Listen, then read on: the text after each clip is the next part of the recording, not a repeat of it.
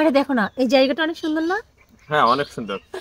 আসলে অনেকদিন পর তোমার সঙ্গে ঘুরতে এসে না আমার সত্যি মনটা ভালো হয়ে আহ, তুমি থাকলে তো এভাবে মাঝে মাঝে ঘুরতে আসা হয়, তাই না? কিন্তু বলো, বাড়ি থেকে কেউ ঘোরার মতো নেই। আরে লিটনের গার্লফ্রেন্ড লে খবরটা তো দোস্তকে দিতে হয়।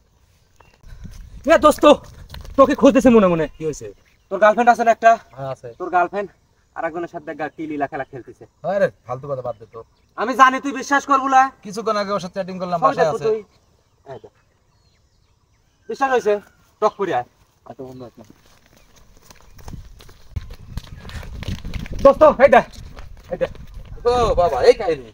কি ব্যাপার? এটা কে? এটা কে? এইটা ভাইয়া হয়, কোথাকার ভাইয়া তোমার? আমি তো জানি না। বাবার বন্ধুর ছেলে। বাবার বন্ধু ছেলে? বাবা। দোস্ত শোন, এই কাদের উপর মাথা দিয়ে আসলাম দেখছি। আরে চুপ কর। এই তুমি থামো। এই তোর একটা কাজ কর। তুমি এই পাশে আসো। আরে শোনো না। কাদের উপর মাথা দিয়ে আসলো না? হ্যাঁ, হ্যাঁ। কাদের উপর? এই, শোনো, কি হচ্ছে এটা? যা, শোনো যা। না, কি হলো এটা? না, শোনো, শোনো। এই, ওই নিচে লিদা, হয় নিচে লিদা, ভালো করে বানা। আরে কি বলছো তুমি? হাড্ডি গুটি ভেঙে ফেলবে তো।